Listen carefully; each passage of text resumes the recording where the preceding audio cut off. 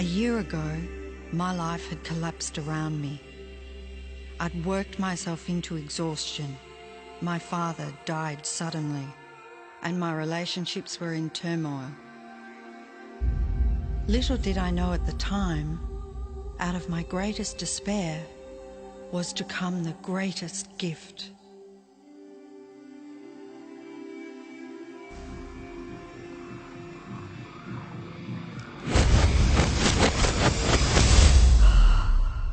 I'd been given a glimpse of a great secret.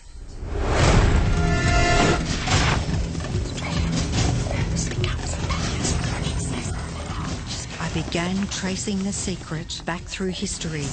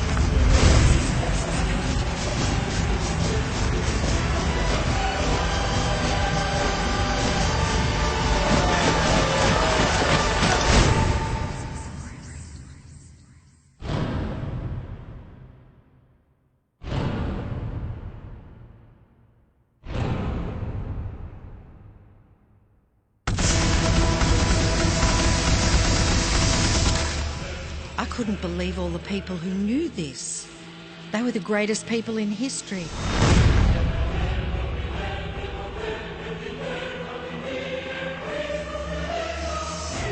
Why doesn't anyone know this? All I wanted to do was share the secret with the world. I began searching for people alive today who know the secret. One by one, they began to emerge.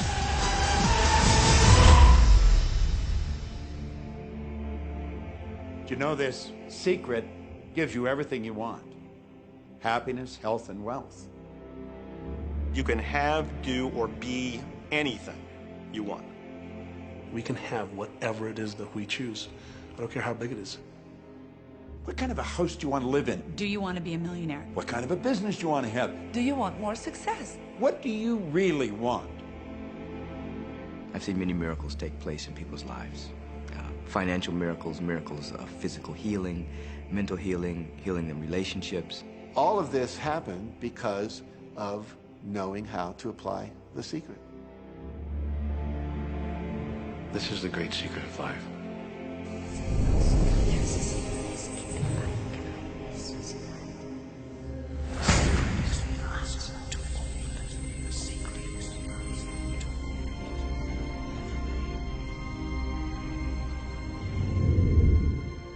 You've probably been sitting there wondering, what is the secret? I'll tell you how I have come to understand it. We all work with one infinite power. We all guide ourselves by exactly the same laws. The natural laws of the universe are so precise that we don't even have any difficulty building spaceships. We can send people to the moon, and we can time the landing with the precision of a fraction of a second. I don't care if you're in India, if you're in Australia, New Zealand, Stockholm, or London, or Toronto, or Montreal, or New York. We're all working with one power, one law. It's attraction. The secret is the law of attraction. Everything that's coming into your life, you are attracting into your life. And it's attracted to you by virtue of the images you're holding in your mind. It's what you're thinking. You see, whatever is going on in your mind, you are attracting to you. Now, wise people have always known that. You can go right back to the ancient Babylonians. They've always known this. It's a small, select group of people. Why do you think that 1% of the population earns around 96% of all the money that's being earned? Do you think that's an accident? It's no accident. It's designed that way. They understand something. They understand the secret. And you are being introduced to the secret. The simplest way for me to look at the law of attraction is if I think of myself as a magnet, and I know that a magnet will attract to it. Very basically put, the law of attraction says that like attracts like, but we're really talking at a level of thought. Our job as humans is to hold on to the thoughts of what we want, make it absolute clear in our minds what we want, and from that we start to invoke one of the greatest laws in the universe, and that's the law of attraction. You become what you think about most, but you also attract what you think about most. If you see it in here, you're going to hold it here. And that principle can be summed up in 3 simple words. Thoughts become things. What most people don't understand is a thought has a frequency. Every thought has a frequency. We can measure a thought. And so if you're thinking that thought over and over and over again, or if you're imagining in your mind, okay, having that brand new car, having the money that you need, building that company, finding your soulmate, if you imagine what that looks like, you're emitting that frequency on a consistent basis. Thoughts are sending out that magnetic signal that is drawing the parallel back to you. See yourself living in abundance, and you will attract it. It always works. It works every time with every person. Here's the problem. Most people are thinking about what they don't want, and they're wondering why it shows up over and over and over again. The law of attraction doesn't care whether you perceive something to be good or bad, or whether you don't want it or whether you do want it. It's responding to your thoughts. So if you're sitting there looking at a mountain of debt, feeling terrible about it, that's the signal you're putting out into the universe. Wow, I feel really bad because of all this debt I've got. You're just affirming it to yourself. You feel it on every level of your being. That's what you're going to get more of.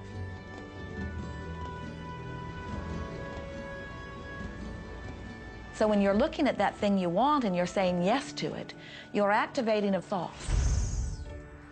And the law of attraction is responding to that thought and bringing you things that match that. But when you are looking at something that you do not want and you shout no at it, you are actually not pushing it away. Instead, you are activating the very thought of what you do not want, and now law of attraction is lining those things up for you also. This is a universe that is based upon attraction. Everything is about attraction. The law of attraction is always working. Whether you believe it or understand it or not, it's always working. You might be thinking about the past or the present or the future, but whether you're remembering or observing or imagining, still in that process you are activating thought. And law of attraction, which is the most powerful law in the universe, is responding to your thought. Creation is always happening. Every time an individual has a thought or a prolonged, chronic way of thinking, they're in the creation process. Something is going to manifest out of those thoughts. Law of attraction says, we'll give you whatever it is you say and focus on. And so if you're complaining about how bad it is, what you're creating is more of how bad it is. Oh, look! I got that!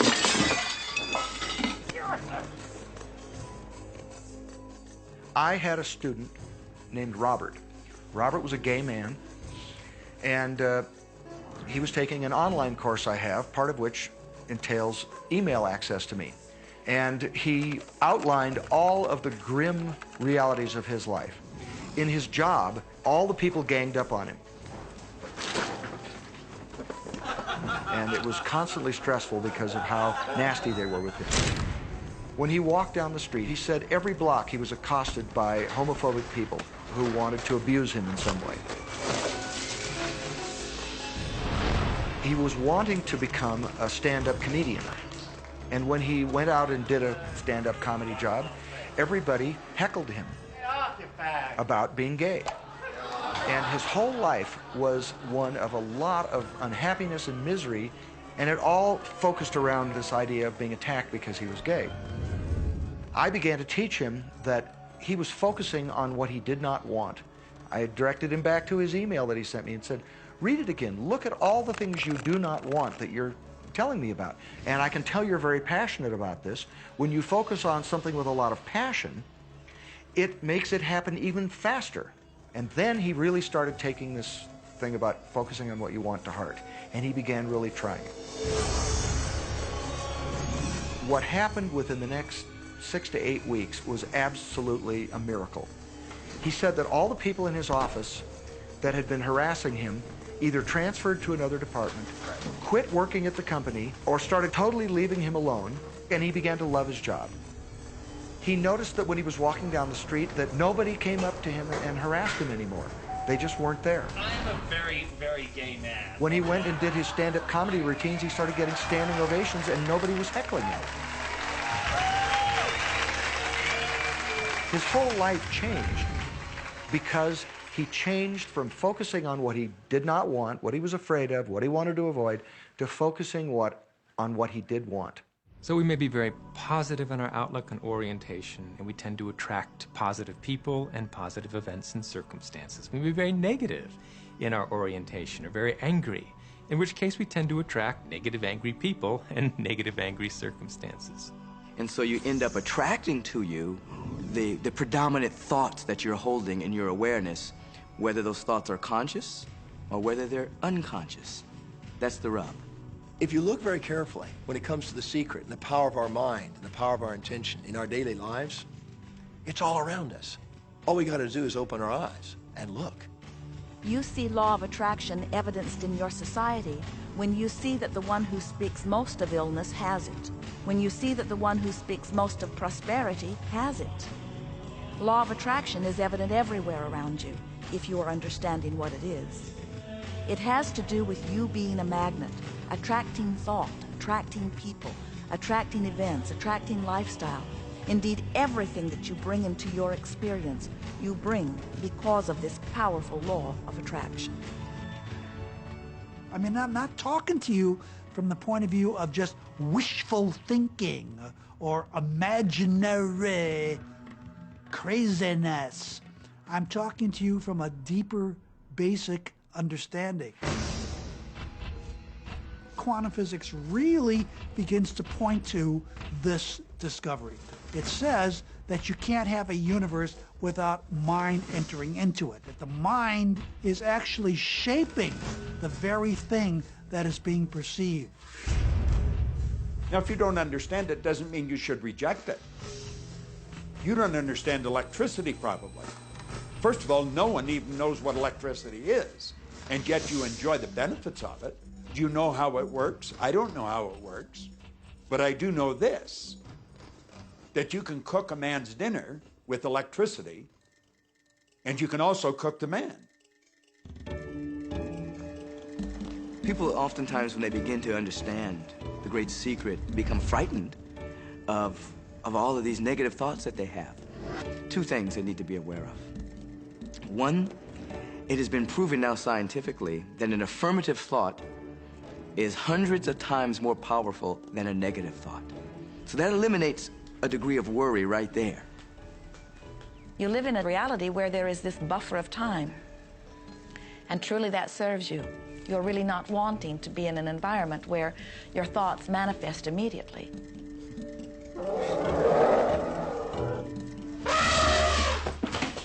The evidence is long in coming, and that is really a good thing.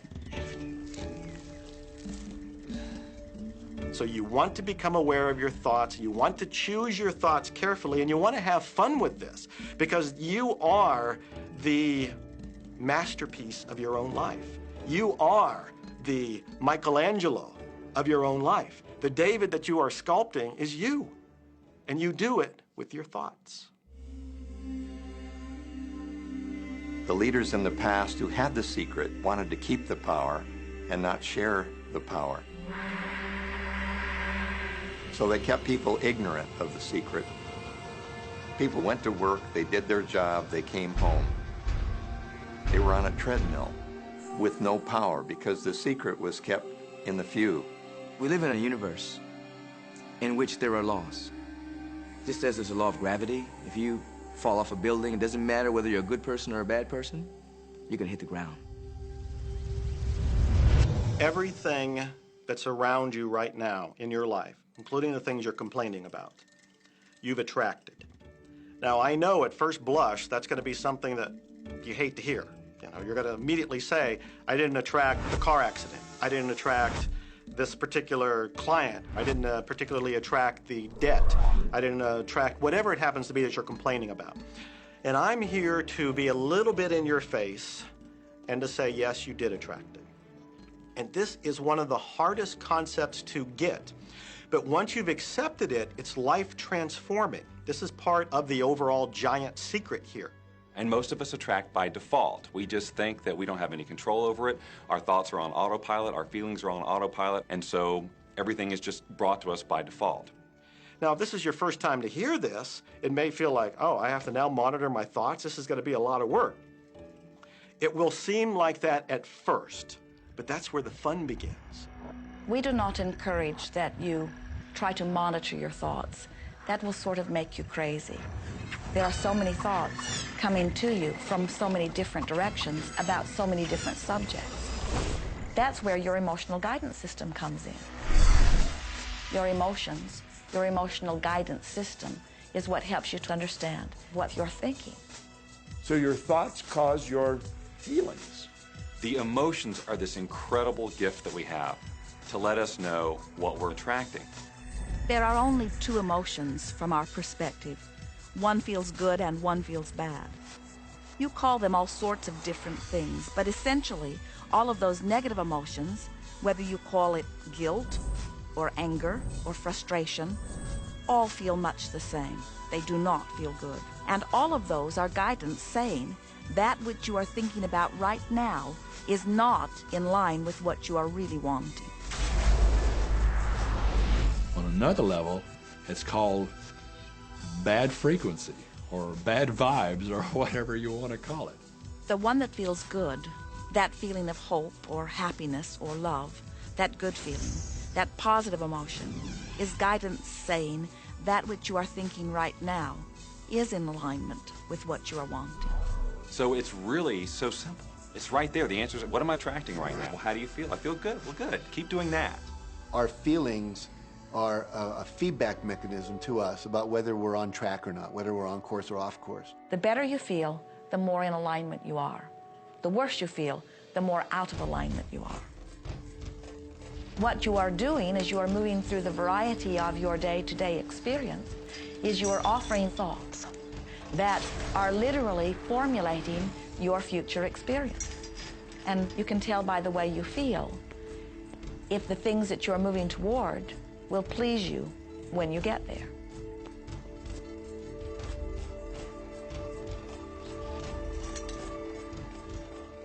Whatever it is you are feeling is a perfect reflection of what is in the process of becoming.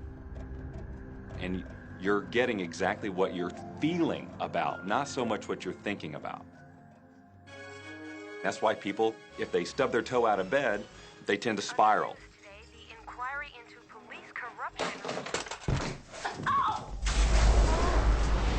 The whole day goes like that, you know. They have no clue that a simple shifting of their emotions can change their entire day and life. If you start out having a good day and you're in that particular happy feeling, as long as you don't allow something to change your mood, you're going to continue to attract, by the law of attraction, more situations, circumstances, people that sustain that happy feeling. Good days, bad days, rich get richer, poor get poorer. It's all about what these people are predominantly and continually feeling. You can begin right now to feel healthy. You can begin to feel prosperous. You can begin to feel the love that's surrounding you, even if it's not there. And what will happen is the universe will correspond to the nature of your song. The universe will correspond to the nature of that inner feeling and manifest, because that's the way you feel.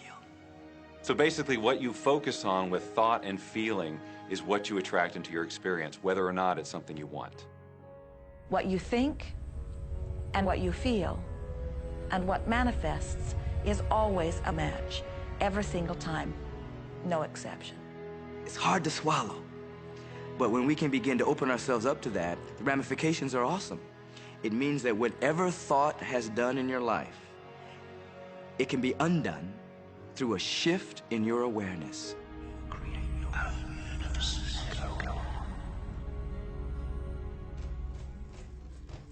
It's really important that you feel good, because this feeling good is what goes out as a signal into the universe and starts to attract more of itself to you. So the more you can feel good, the more you will attract the things that help you feel good and it'll keep bringing you up higher and higher. When you're feeling down, do you know that you can change it like that? Put on a beautiful piece of music. Start singing. That'll change your emotion. Or think of something beautiful. Think of a baby. Maybe one you love. And dwell on it. Really keep that thought in your mind. Block everything out but that thought. I guarantee you'll start to feel good. This principle applies to your family pet, for instance, which I believe are wonderful because they put you in a great emotional state. When you feel love for your pet, that's a great state of love. It's going to bring goodness into your life. What a gift that is. And when you begin to get the hang of this, when you begin to guide your thoughts based upon the way they feel, and you begin to notice the correlation between what you're feeling and thinking and what's coming back to you, before you know it, you will know that you are the creator of your own reality. And those who are watching from a distance will stand in amazement at the perfect life you live. Since I learned the secret and started applying it to my life has truly become magical. I think the kind of life that everybody dreams of, and I live on a day-to-day basis. I live in a $4.5 million mansion. I have a wife to die for. I get to vacation in all the fabulous spots of the world. I've climbed mountains, I've explored, I've been on safaris. And all of this happened and continues to happen because of knowing how to apply the secret.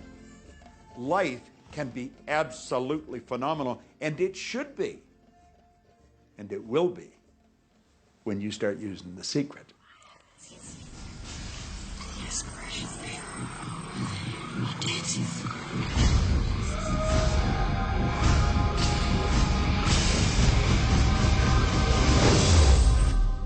Well, a lot of people ask me what their job is in the creative process and what the job of the universe is. So let's look at that for a moment. Let's use this metaphor. If you think about Aladdin and his lamp, you've probably heard of that one. I mean, Aladdin picks up the lamp and he dusts it off, and out pops the genie.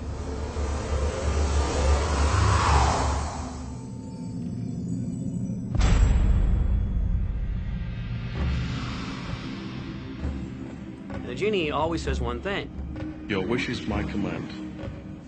If you trace the story back to its origins, you know, we now think that there's 3 wishes, but if you trace the story back to its origins, there's absolutely no limit whatsoever to the wishes. Think about that one. Now, let's take this metaphor and blow it out and apply it to you in your life. Remember, Aladdin is the one who always asks for what he wants. Then you've got the universe at large, which is this grand genie, and traditions, you know, have called it so many different things. Your holy guardian angel, your higher self. I mean, we could put any label on it, and you choose the one that works best for you. But every tradition has told us there's something bigger than us. And the genie always says one thing. Your wish is my command. So we like to say to you that the creative process is a 3-step process. Step 1 is you must ask for what you want. You do not need to use words to ask. In fact, the universe is not even hearing words from you. The universe is responding completely to your thought.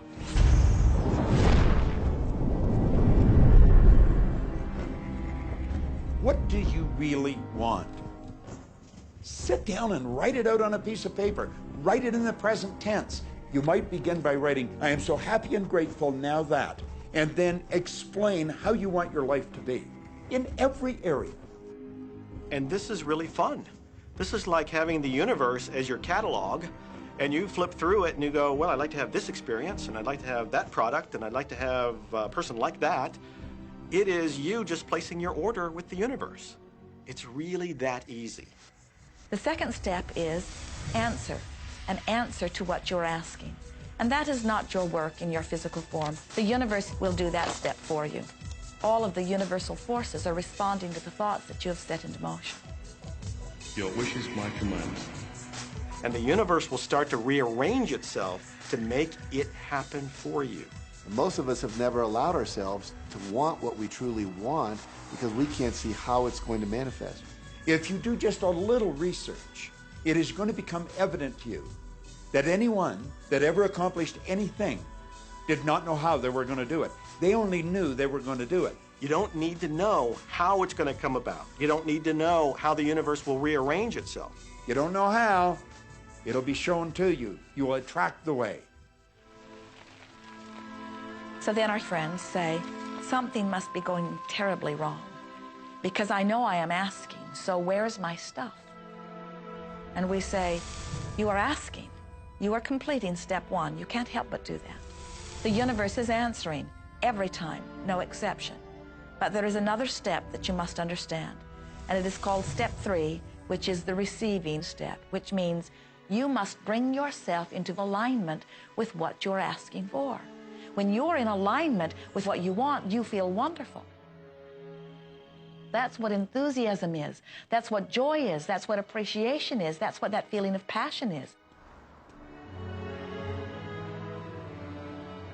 But when you are feeling despair or fear or anger, those are strong indicators that you are not right now in alignment with what you're asking for. And so when you begin to realize that the way you feel is everything, and you begin to direct your thoughts based upon how they feel, little by little, you can find the feeling place of it, and now you are one with it, and now it must manifest into your experience.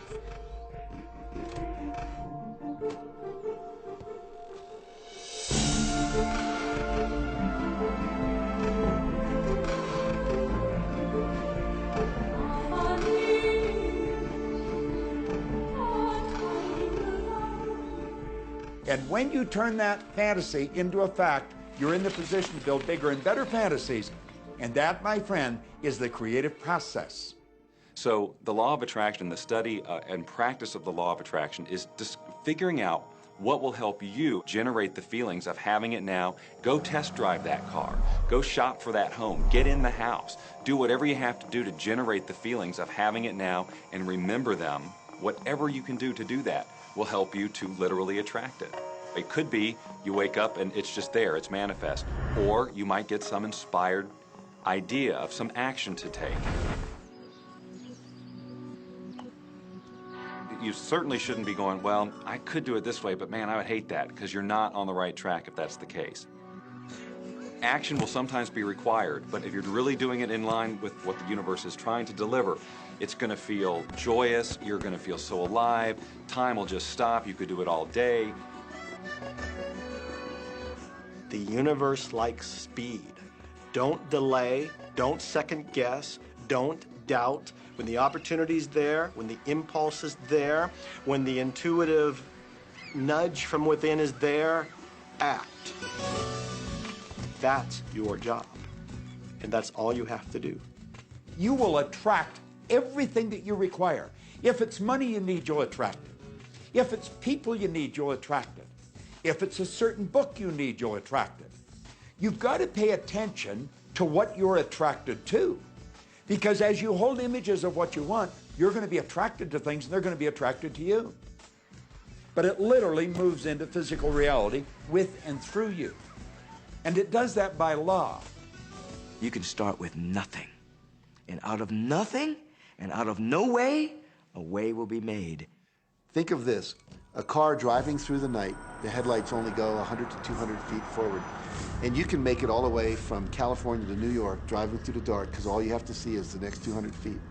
And that's how life tends to unfold before us. And if we just trust that the next 200 feet will unfold after that, the next 200 feet will unfold after that, your life will keep unfolding, and it will eventually get you to the destination of whatever it is you truly want, because you want it.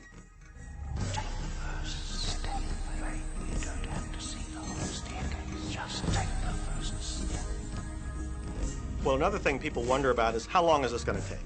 How long will it take to manifest the car, the relationship, the money, whatever it happens to be? Well, I don't have any rule book that says it's going to take you 30 minutes or 3 days or 30 days. I think it's more a matter of you being in alignment with the universe itself.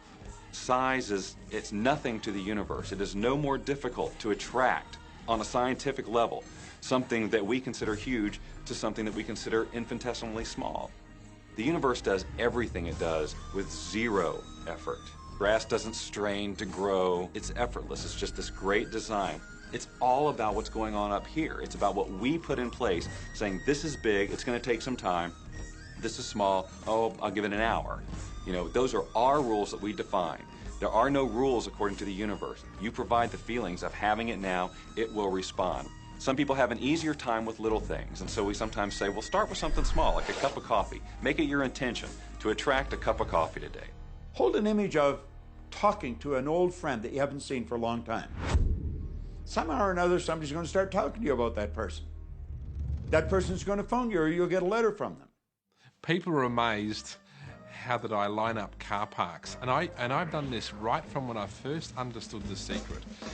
I would visualize a car space exactly where I want it, and 95% of the time it would be there for me, and I just pull straight in. 5% of the time I have to wait just a minute or two, and the person would pull out and I'd pull in. So I do that all the time.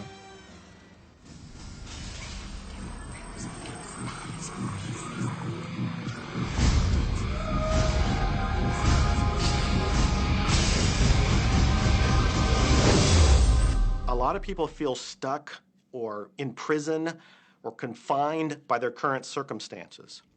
And I'm trying to point out that whatever your circumstances right now, that is only your current reality. And current reality will begin to change as a result of watching this and beginning to use The Secret. But sometimes it feels like you're stuck because you continue to think the same thoughts over and over again. And so you tend to get the same results over and over again. And the reason is because most people offer the majority of their thought in response to what they are observing. You see, if you're just looking at what is, then you're just thinking about what is. And when you think about what is, law of attraction gives you more of it.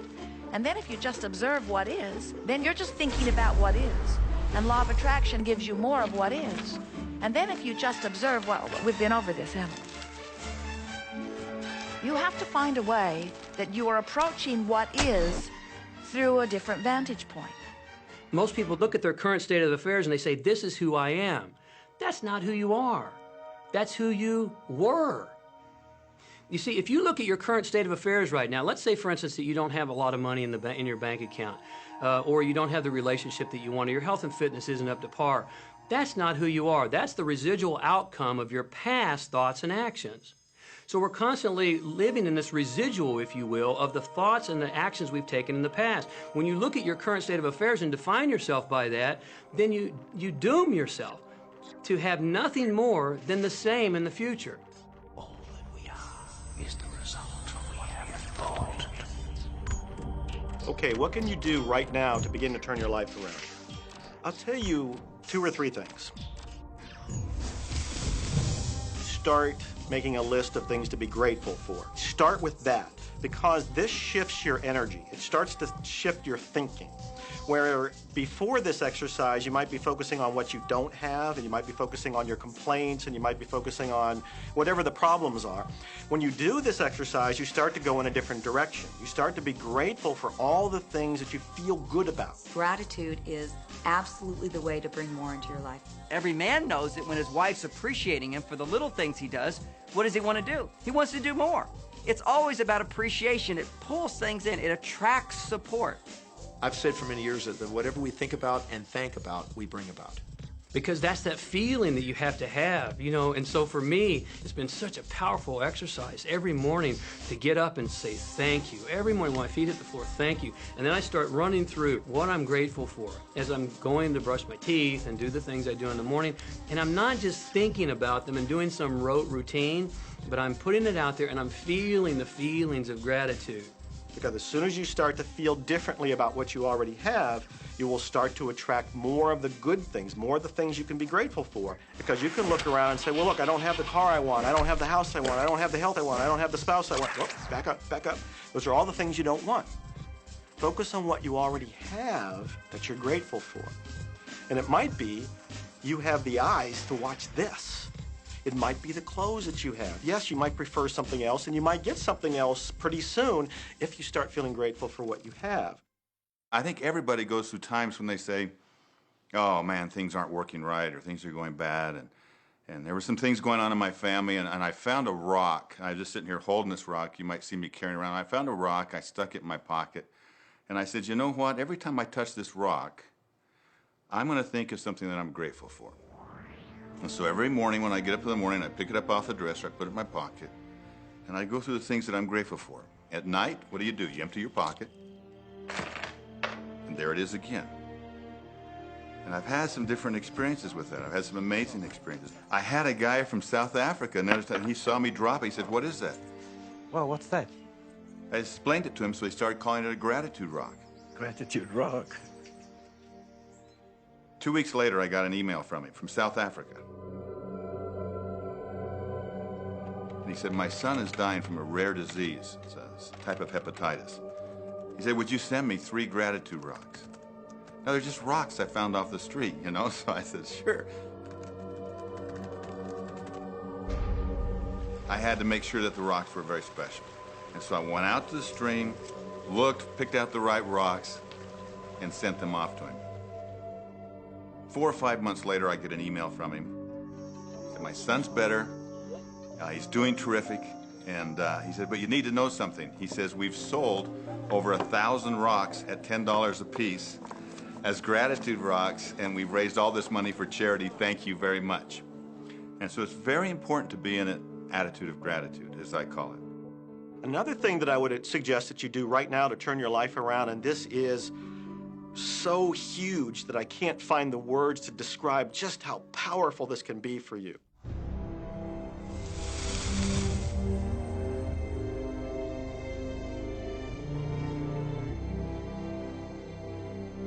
I took the visualization process from the Apollo program and instituted it during the 1980s and 90s into the Olympic program. And it was called Visual Motor Rehearsal. When you visualize, then you materialize. And the interesting thing about the mind is we took Olympic athletes and then hooked them up to sophisticated biofeedback equipment and had them run their event only in their mind. Incredibly, the same muscles fired in the same sequence when they were running the race in their mind as when they were running it on the track. How could this be? Because the mind can't distinguish whether you're really doing it or whether it's just a practice. I think if you've been there in the mind, you'll go there in the body. When you're visualizing, when you've got that picture playing out in your mind, always and only dwell upon the end result.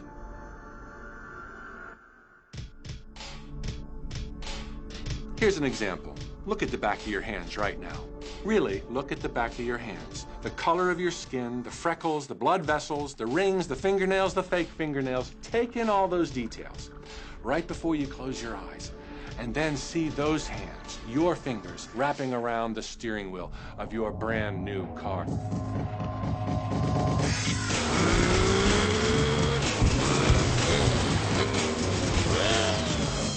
This is such a holographic experience, so real in this moment, that you don't even feel like you need the car because it feels like you already have it. It's the feeling that really creates the attraction, not just the picture or the thought. And I think for a lot of people, they think, well, if I think positive thoughts, or if I visualize having what I want, that'll be enough. But if you're doing that and still not feeling abundant or feeling, loving and joyful, then it doesn't, from my mind, really create the power of the attraction. This is where the secret actually moves into action. You put yourself in the feeling place of really being in that car, not, oh, I wish I could get that car, or someday I'll have that car, because that's a very definite feeling associated with that. It's not in the now, it's not, it's in the future. If you stay in that feeling, it will always be in the future. Feel the joy, feel the happiness, no matter how silly it seems in that dark and quiet room, and you're going, woohoo! Do it! A lot of people will say, come on, do I have to do that? How bad do you want change?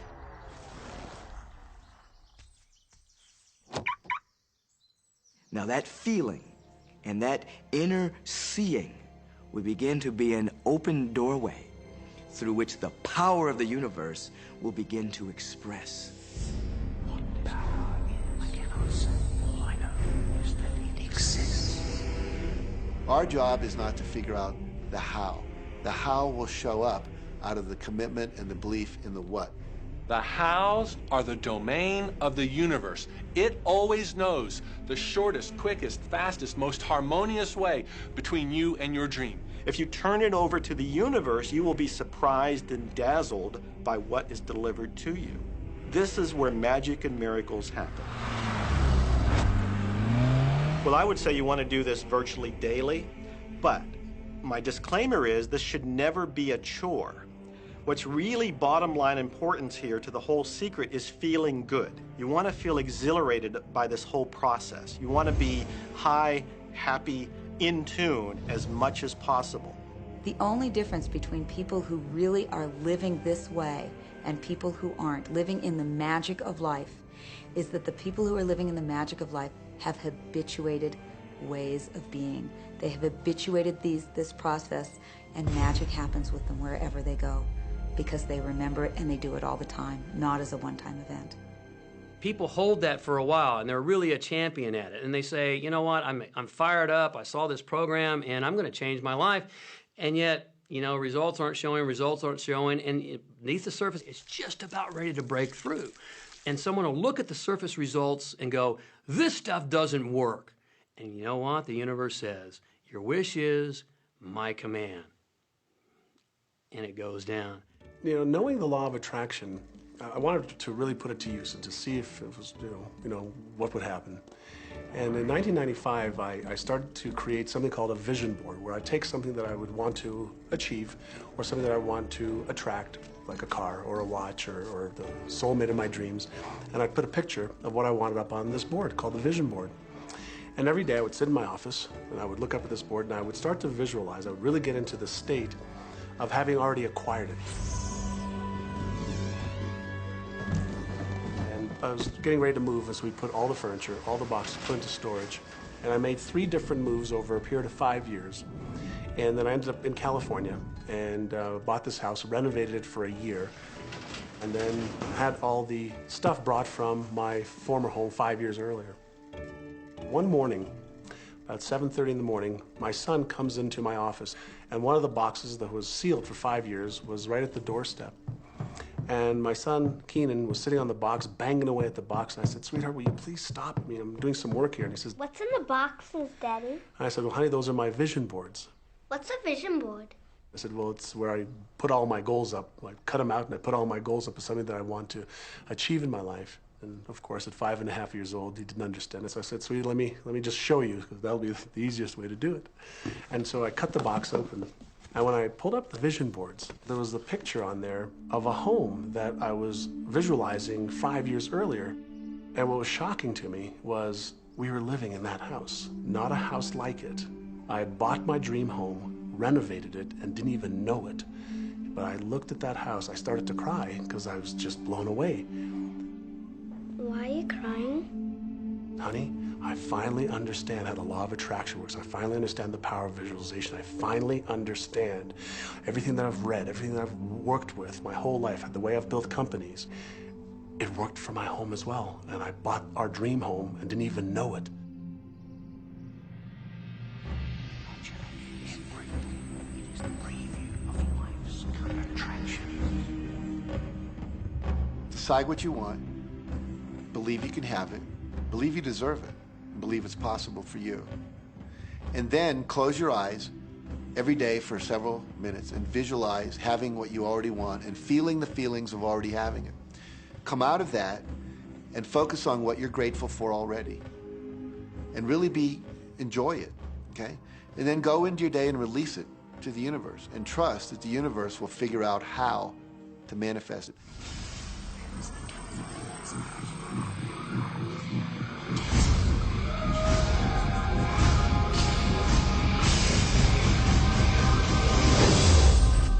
No, The Secret was definitely a real transformation for me because I grew up in a family where my dad was very negative, thought that rich people were people that had ripped everyone off, thought that anyone who had money, must have deceived somebody.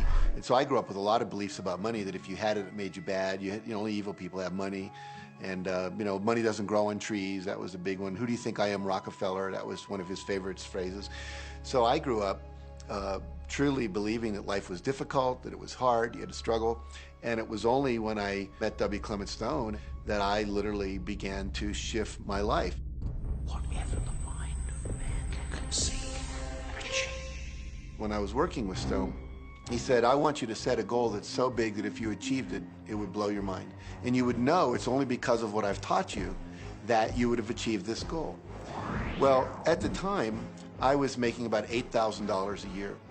And for some reason, I wanted something that was really measurable. So I said, I want to make $100,000 in a year. Now, I had no idea how I could do that. I saw no strategy, no possibility, but I just said, I'm going to declare that, I'm going to believe it, I'm going to act as if it's true, and release it. And so I did that. And one of the things he taught me was every day to close your eyes and visualize the goal as if it's already achieved. And I had actually made a $100,000 bill that I put on the ceiling. So the first thing I'd see when I woke up, I'd look up and there it was, and it would remind me that this was my intention. And then I would close my eyes and visualize having this $100,000 a year lifestyle. And interestingly enough, nothing major happened for about 30 days. I didn't have any great breakthrough ideas. No one was offering me more money. And all of a sudden, I was in the shower, it was about 4 weeks into it, and I had a $100,000 idea. It just came right into my head. I had a book I had written, and I said, if I could sell 400,000 copies of my book at a quarter each, that'd be $100,000. Now, the book was there, but I never had this thought. And one of the secrets, I think, is that when you have inspired thought, you have to trust it, and you have to act on it. Now, I didn't know how to do that. I didn't know how I was going to sell 400,000 copies. We'd never done that. And then I saw the National Enquirer at the supermarket. I had seen that millions of times, and it was just background. And all of a sudden, it jumped out of me as foreground, and I thought, wow, if readers knew about my book, certainly 400,000 people would go out and buy it. And about 6 weeks later, I gave a talk at Hunter College in New York to 600 teachers, and this lady comes up at the end and she says, that was a great talk. I'd like to interview you. Let me give you my card. And I said, who do you write for? I'm a freelancer, but I sell most of my stuff to the National Enquirer. And I had this little theme from the Twilight Zone went off in my head. Na, na, na, na, na, na. You're like, whoa, this stuff's really working. So that article came out, and our book sales started to take off. But the point I want to make is that I was attracting into my life all these different events, including this person. And to make a long story short, I did not make $100,000 that year. We made $92,327. But do you think we were like depressed and going, this doesn't work? No, we were going, whoa, this is amazing. And so my wife said to me, wow, if it works for 100,000, you think it'd work for $1 million? And I said, I don't know. I think so. Let's try it. My publisher actually wrote me a check as a royalty check for our first Chicken Soup for the Soul book. And he actually put a smiley face in his signature because it was the first $1 million check he'd ever written. And so I know from my own experience, because I wanted to test it, does this secret really work? And when we put it to the test, it absolutely worked.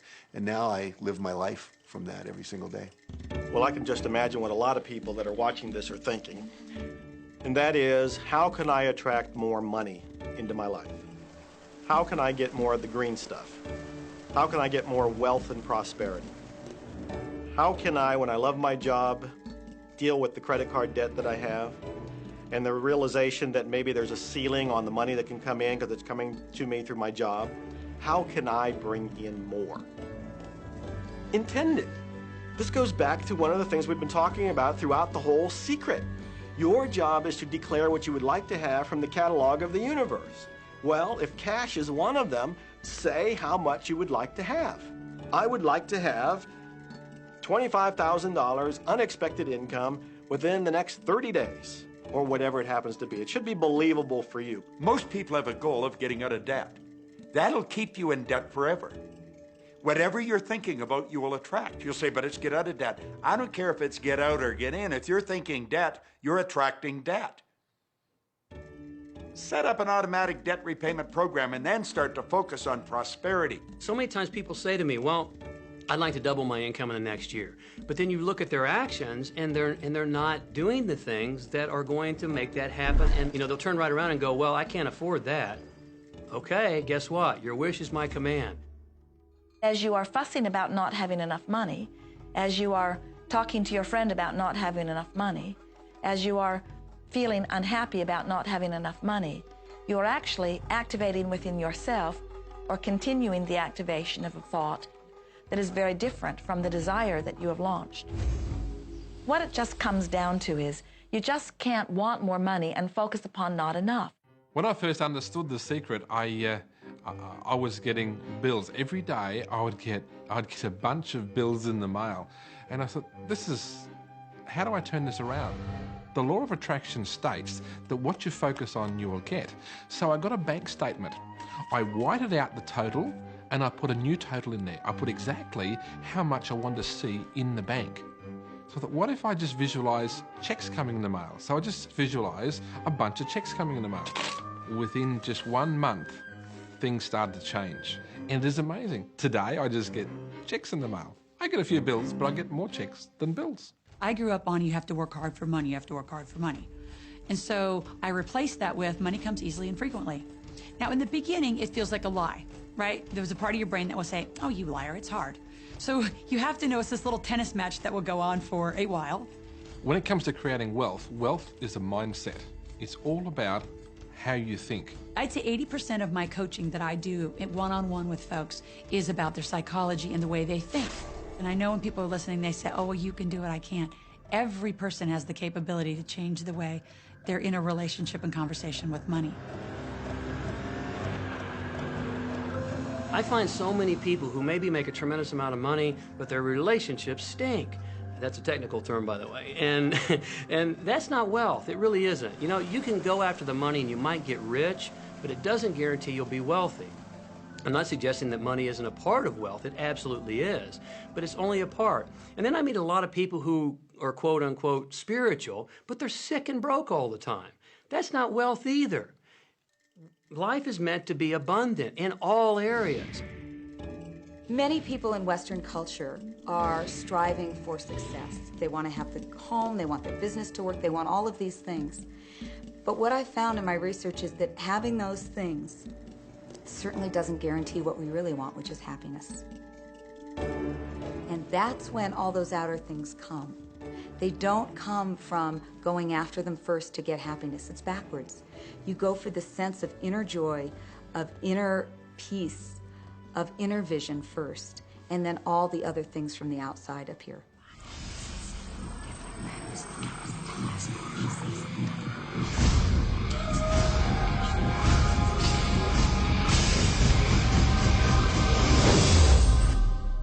The secret means for me actually that we are creators of our universe, and that every wish of what we want to create will manifest in our life.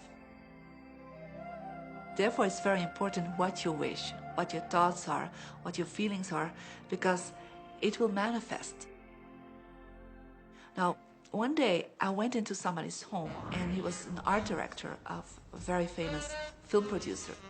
And in every corner, he had this beautiful image of a woman, a naked woman dressed with a fabric, kind of doing this, kind of saying, oh, I don't look at you, I don't see you, And I said, I think you have trouble in your romance. Are you a clairvoyant or something? No, but look, 7 places you have exactly that woman. But I love that kind of painting. I painted it myself. That's even worse, I said, because you put all your creation and your creativity in it. Now, he's this gorgeous-looking man. He has all these actresses around him because that's the work he does. He doesn't get romance. I said, what do you want? Well, I want to date 3 women a week. Okay, paint yourself with 3 women and hang it in every corner.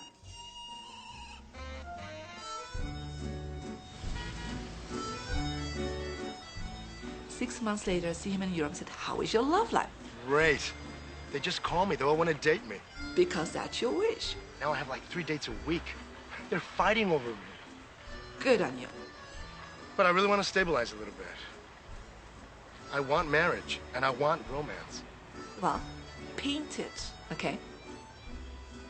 So he painted a beautiful romantic relationship. And a year later, he got married and is very happy. Because he put another wish out. But he wished it in himself for years, but it did not happen. Because his wish could not manifest because the outer level of himself, his house, was just contradicting himself all the time. So if you know this knowledge, you should start playing with it. Inside relationships, it's important to first understand who's coming into the relationship. And I don't mean about your partner, I mean about you. How can you ever expect anyone else to enjoy your company if you don't enjoy your own company? And so, again, the law of attraction or the secret is about bringing that into your life, and you've got to get really, really clear. Here's the question I would ask you to consider. Do you treat yourself the way that you want other people to treat you? You become the solution for you. Don't now you owe me and you need to give me more. Instead, give more to yourself. Take time off to give to yourself, in a sense, to fill yourself up to fullness, to where now you can overflow in giving. I got into many relationships expecting my partner to show me my beauty. I needed to see him showing me my beauty because I didn't feel beautiful. Because when I was growing up, my sheroes were Charlie's Angels, or the Bionic Woman, Wonder Woman. And though they were wonderful women, none of them looked like me. It wasn't until I stopped and I fell in love with Lisa, full lips, round hips, mocha skin, afro, that the rest of the world began to fall in love with Lisa. There's something so magnificent about you. I have been studying me for 44 years. I want to kiss myself. Because you're going to get to love yourself. I'm not talking about conceit. I'm talking about a healthy respect for yourself. And as you love yourself, you'll love others. Sometimes people will say, those people at work are so negative, or the man I live with is so angry, or my children are so worrisome to me. And we say, you must orient yourself to the best part of those people who surround you. We encourage that you get a notebook and that you make a list of the positive aspects of the people that you spend a lot of time with.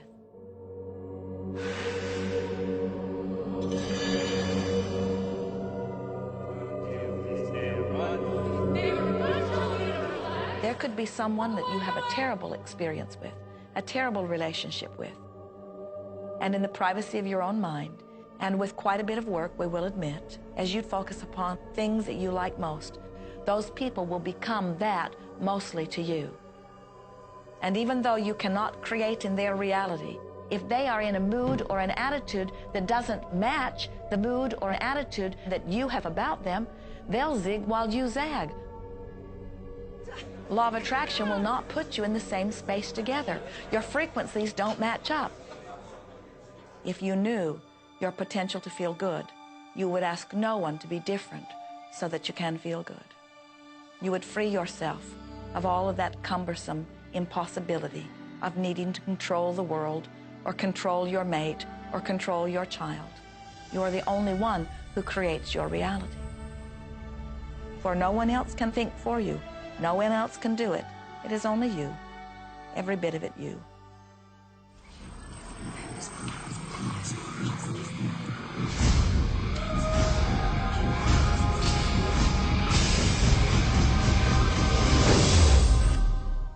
It's important to recognize that our body is really the product of our thoughts. We're beginning to understand in medical science the degree to which the nature of thoughts and emotions actually determines the physical substance and structure and function of our bodies. We've known in the healing arts of a placebo effect. A placebo is something that supposedly has no impact and no effect on the body, like a sugar pill or something. You tell the patient that this is just as effective. And what happens is the placebo has the same effect, if not greater effect, than sometimes the medication is supposed to be designed for that effect. So they found out that the human mind is the biggest factor in the healing arts. more so than sometimes the medication. If somebody is in a situation where they're sick and they have an alternative to try to explore what is in their mind creating it versus using medicine, if it's an acute situation that could really bring death to them, then obviously the medicine is a wise thing to do while they explore what the mind is about. So you don't want to negate medicine. Every form of healing has a place. There is only a stream of well-being that flows, you know. It is a stream of pure positive energy. And the universe, all that we know, is abundant with only that. This is a world that is based upon well-being, and well-being dramatically abounds. And when you are allowing that stream to flow in its fullness, you feel very, very good. And when you are pinching it off a bit, you feel not so good. There is only a stream of goodness or well-being which you are allowing or not. And your magnificent emotions are telling you what the mix is, how you're doing in your allowing or your resisting of this connection. You know people who have had terminal disease. Stop and think of the word dis-ease. Hyphenate the word. That's a body that's not at ease. We've got 1,000 different diagnoses and disease out there. They're just the weak link. They're all the result of one thing, stress. And you put enough stress on the chain, you put enough stress on the system, and one of the links breaks. Our physiology creates disease to give us feedback, to let us know we have an imbalanced perspective and we're not loving and we're not grateful. So the body's signs and symptoms are not something terrible. The question that's frequently asked is when a person has manifested a disease in their body temple or some kind of discomfort in their life, through the power of right thinking, can it be turned around? And the answer is absolutely yes. On November 23rd, I was diagnosed with breast cancer. I truly believed in my heart, with my strong faith, that I was already healed. During the day, all day long, I would just say, thank you for my healing. On and on and on I went, thank you for my healing. I believed in my heart I was healed. I saw myself as if cancer was never in my body. One of the things I did to heal myself was to watch very funny movies. That's all we would do, is just laugh, laugh, laugh. We couldn't afford to put any stress in my life because we knew stress was one of the worst things you can do while you're trying to heal yourself. From the time I was diagnosed, which was November 23rd, to the time I was healed totally was approximately 3 months. And that's without radiation and chemotherapy. Well, we come with a basic program. It's called self-healing. You get a wound, it grows back together. You get a bacterial infection, the immune system comes and takes care of those bacteria and heals it up. The immune system is made to heal itself. Dis-ease cannot live in a body that's in a healthy emotional state. Your body is casting off millions of cells every second, and it's creating millions of new cells. In fact, literally, parts of our body are replaced every day. Other parts take a few months, other parts a couple of years. But within a few years, we have a brand new physical body. If you have a disease and you're focusing on it and you're talking to people about it, you're going to create more diseased cells. See yourself living in a perfectly healthy body.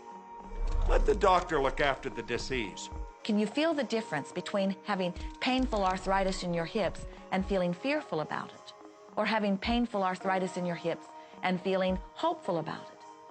The difference between fearful and hopeful is the difference between recovery or not. Happier thoughts lead to essentially a happier biochemistry, a happier, healthier body. Negative thoughts, stress, have been shown to seriously degrade the body and the functioning of the brain, because it's our thoughts and emotions that are continuously reassembling, reorganizing, recreating our body. Remove physiological stress from the body, and the body does what it was designed to do. It heals itself. I've seen kidneys regenerated. I've seen cancer dissolved. I've seen eyesight improve and come back. I always say that incurable means curable from within. You can change your life and you can heal yourself.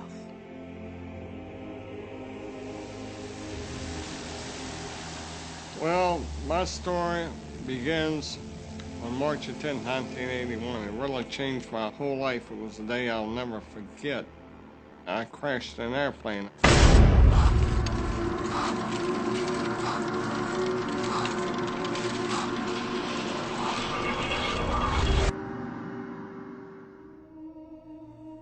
I ended up in the hospital completely paralyzed. My spinal cord was crushed. I broke the first and second cervical vertebrae. My swallowing reflex was destroyed. I couldn't eat or drink. My diaphragm was destroyed. I couldn't breathe. All I could do was blink my eyes. The doctors, of course, said all my life I'd be a vegetable. All I'd do is blink my eyes the rest of my life. That's the picture they saw of me, but it didn't matter what they thought. The main thing was what I thought.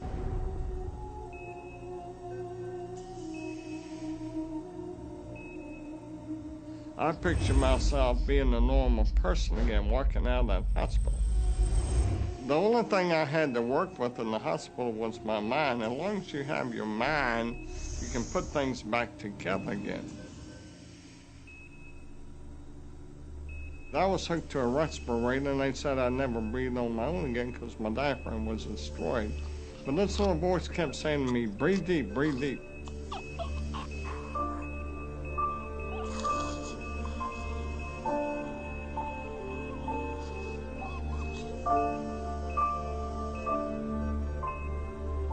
Finally, I was weaned from it. They were at a loss for an explanation. See, I could not afford to allow anything to come in my mind that would distract me from my goal and from my vision.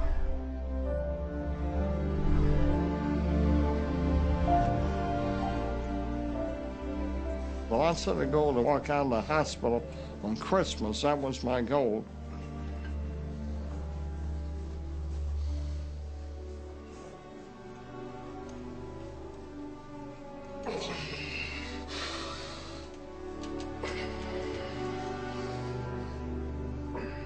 Eight months later, I walked out of the hospital on my own 2 feet. They said it couldn't be done.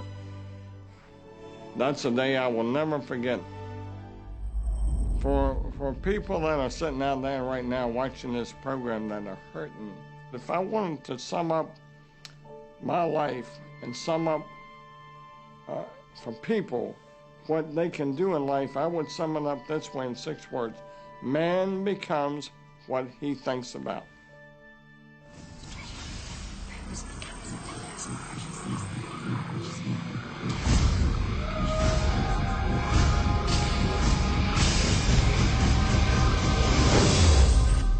We notice that there are so many people who are living life in a very conditional way. They look out and they see things that are wonderful and they say, yes, we want more of those. We would vote for that. We would support that with our time and energy and money.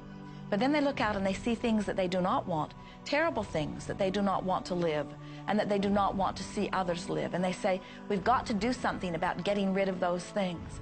But they don't realize that as they push against the unwanted, they add power to it. In this world, there is a war against poverty and a war against cancer and a war against teenage pregnancy and a war against terrorism and a war against violence and a war against terrorism. Did we mention that there's a war against terrorism? And all of this pushing against is only adding to, because you can't say no and make it go away. When you shout no, law of attraction is lining that up. The reason that what you resist persists is because if you're resisting something, you're saying, no, I don't want this thing because it makes me feel this way, the way I'm feeling right now. So you're just putting out this really strong emotion of, wow, I really don't like this feeling, and it's there, and it just comes racing towards you. You know, the anti-war movement creates more war. The anti-drug movement has actually created more drugs because we're focusing on what we don't want, drugs. People will say, well, shouldn't I focus upon that? That is true. And we say, that is like saying, because someone gave their attention to something they did not want long enough that now it is manifested, I should do it too. And we say, we don't really understand that reasoning. Mother Teresa was brilliant. She said, I will never attend an anti-war rally. If you have a peace rally, invite me. You know, she knew. She understood the secret. I mean, look what she manifested in the world. So if you're anti-war, be pro-peace. If you're anti-hunger, be pro people having more than enough to eat. If you're anti a particular politician, be pro his opponent. Often elections are tipped in the favor of the person that people are really against because he's getting all the energy and all the focus. You want to focus on what you want, not what you don't want. It's okay to notice what you don't want because that gives you contrast to say, well, this is what I do want. But the fact is that the more you talk about what you don't want or talk about how bad it is, read about all of that all the time, and then say, oh, how terrible it is, well, you're creating more of that. You know, so many times people say to me, well, James, I have to be informed. Maybe you have to be informed, but you don't have to be inundated.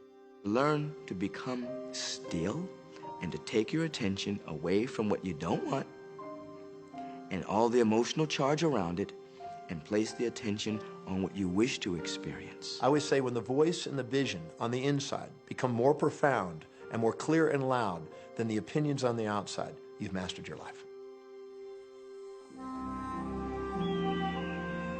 You are not here to try to get the world to be just as you want it to be.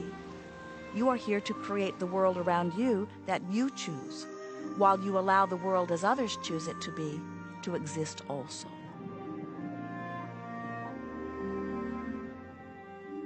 One of the questions I get almost all the time, and it's probably on somebody's mind right now if it's not on yours, and that's the idea that, well, if everybody uses The Secret and they all treat the universe like a catalog, aren't we going to run out of stuff? Won't everybody just make a run for it and bust the bank?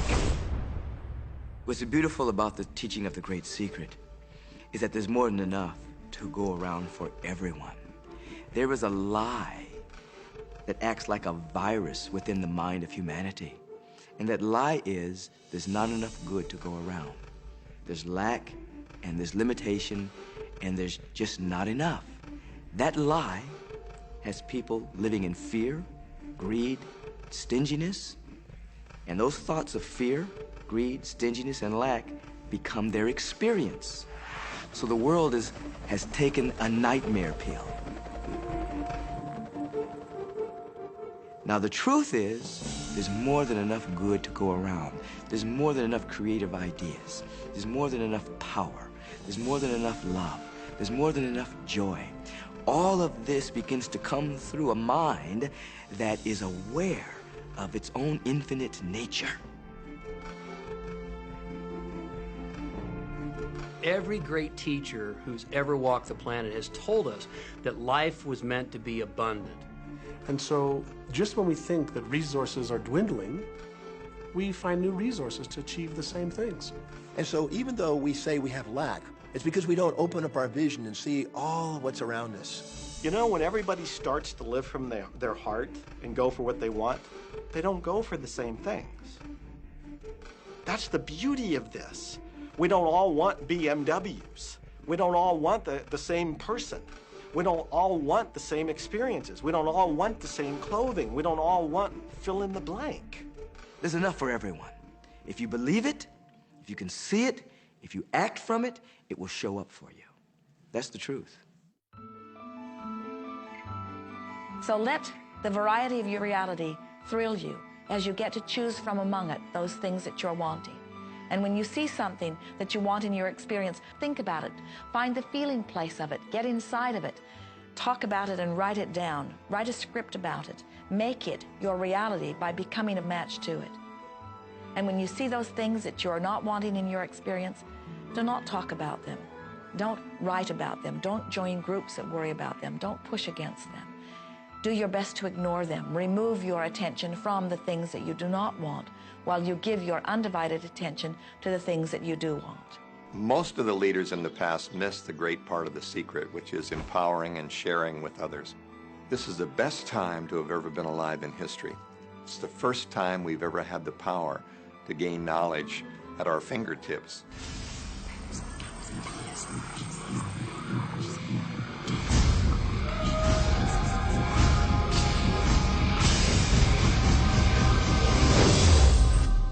When we look around us, even at our own bodies, what we see is the tip of the iceberg.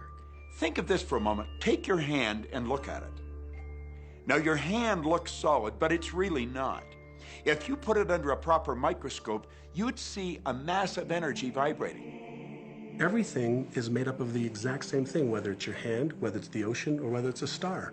Everything is energy. And let me help you understand that just a little bit. There's the universe, of course, and our galaxy, and our planet, and then individuals, and then inside of this body are organ systems, and then there's cells, and then there's molecules, and then there's atoms, and then there is energy. So there are a lot of levels to talk about something on, but everything in the universe is energy. I don't care what city you're living in, you've got enough power in your body, potential power, to illuminate the whole city for nearly a week. Most people define themselves by this finite body, but you're not a finite body. I mean, even under a microscope, you're an energy field. Well, what we know about energy is this. You go to a quantum physicist and you say, what creates the world? And he or she will say, energy. Well, describe energy. Okay, it can never be created or destroyed. It's always was, always has been. Everything that ever existed always exists. It's moving into form, through form, and out of form. Okay, great. You go to a theologian and you ask the question, what created the universe? And he or she will say, God. Okay, describe God. Always was and always has been, never can be created or destroyed, all that ever was, always will be, always moving into form, through form, and out of form. You see, it's the same description, just different terminology. And so if you think you're this meat suit running around, think again. You're a spiritual being. You're an energy field operating in a larger energy field. We're all connected. We just don't see it. There isn't an out there and an in here. Everything in the universe is connected. It's just one energy field. You are extensions of source energy, and you are here in these magnificent bodies, but your bodies have distracted you, for the most part, from who you really are. You are source energy. You are eternal beings. You are God force. You are that which you call God. Scripturally, we could say that we are the image and the likeness of God. We could say we are another way that the universe is becoming conscious of itself. We could say that we are the infinite field of unfolding possibility. All of that would be true. Every great tradition has told you that you were created in the image and the likeness of the creative source. That means that you have God potential and power to create your world, and you are. You are. And maybe you've created things to this point that are wonderful and worthy of you, and maybe you haven't. The question I'd ask you to consider is, do the results you have in your life, are they what you really want? And are they worthy of you? If they're not worthy of you, then when would now be the right time to change those? Because you have the power to do that.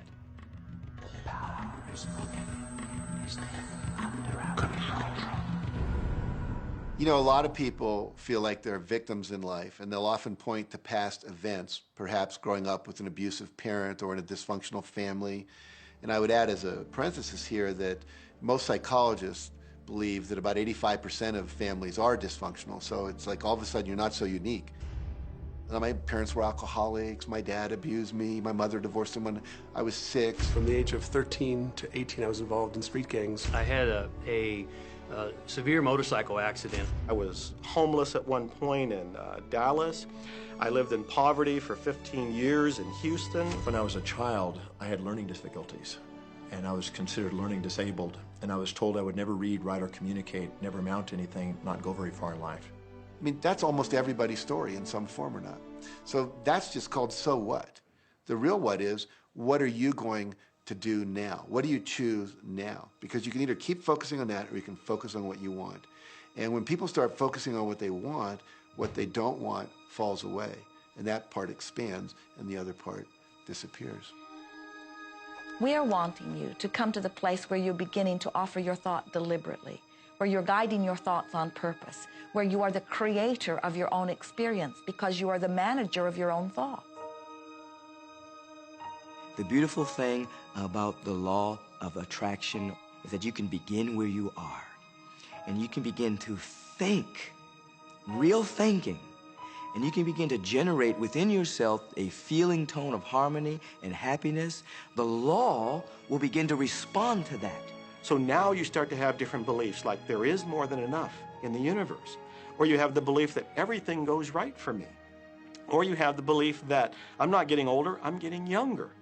We can create it the way we want it by using the law of attraction. And you can break yourself free from your hereditary patterns, cultural codes, social beliefs, and prove once and for all that the power within you is greater than the power that's in the world. Some of you may be thinking, well, that's very nice, but I can't do that, or she won't let me do that, or he'll never let me do that, or I haven't got enough money to do that, or I'm not strong enough to do that, or I'm not rich enough to do that, I'm not. Every single I'm not is a creation. Whether you can or you can't, you are right. Are there any limits to this? Absolutely not. We are unlimited beings. We have no ceiling. The capabilities and the talents and the gifts and the power that is within every single individual on this planet is unlimited.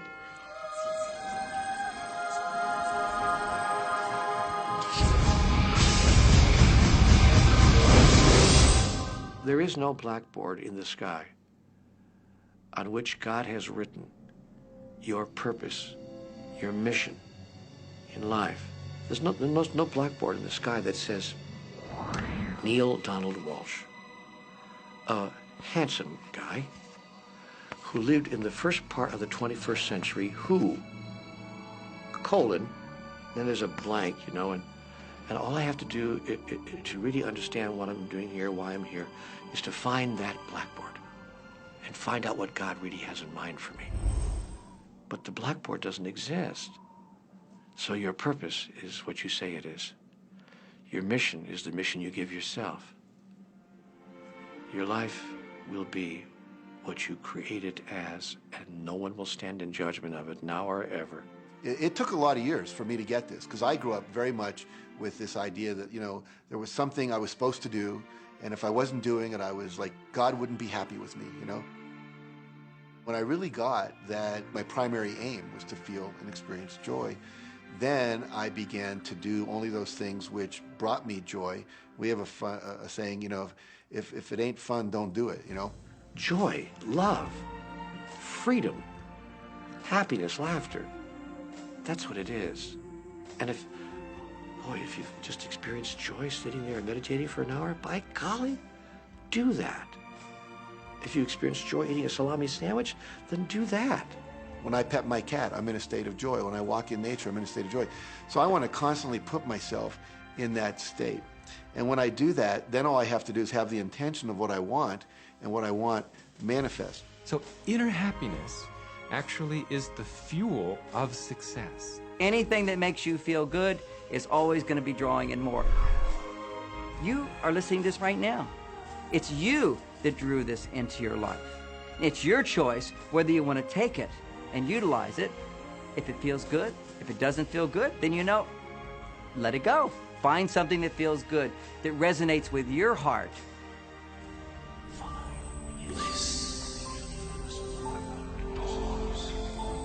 Joseph Campbell said, "Follow your bliss."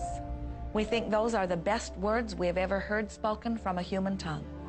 And if one could follow one's bliss, you would follow the trail to abundance and well-being on all subjects. Enjoy life with us, because life is phenomenal. It's a magnificent trip. You will live in a different reality, a different life, and people will look at you and say, "What do you do different than me?" Well, the only thing that is different is that you work with the secret. And then you can do and have and be things that people will say that's impossible for you to do and have and be. We're really now moving into a new era. It's the era where the last frontier is not space, as Star Trek would say, but it's going to be mind. I see a future of unbounded potential, unbounded possibilities. Remember, we're using at most 5% of the potential of the human mind. 100% human potential is the result of proper education. So imagine a world where people were using their full mental and emotional potential. We could go anywhere, We could do anything, achieve anything.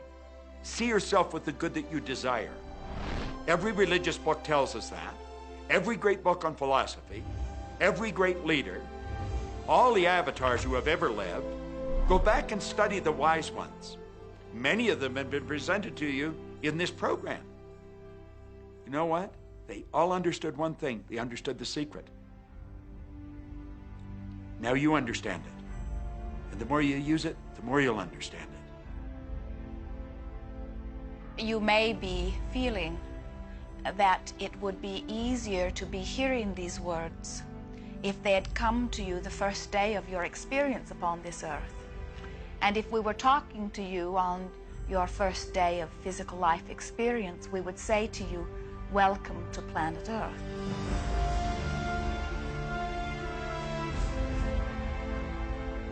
There is nothing that you cannot be or do or have. You are a magnificent creator, and you are here by your powerful and deliberate wanting to be here. Go forth, giving thought to what you are wanting, attracting life experience to help you decide what you want, and once you have decided, giving thought only unto that. Most of your time will be spent collecting data that will help you decide what it is you want. But your real work is to decide what you want and then to focus upon it. For it is through focusing upon what you want that you will attract it. That is the process of creating. I believe that you're great, that there's something magnificent about you. Regardless of what has happened to you in your life, regardless of how young or how old you think you might be, the moment you begin to think properly, there's something that is within you, there's power within you that's greater than the world, it will begin to emerge. It will take over your life. It will feed you. It will clothe you. It will guide you, protect you, direct you, sustain your very existence if you let it. Now that is what I know for sure.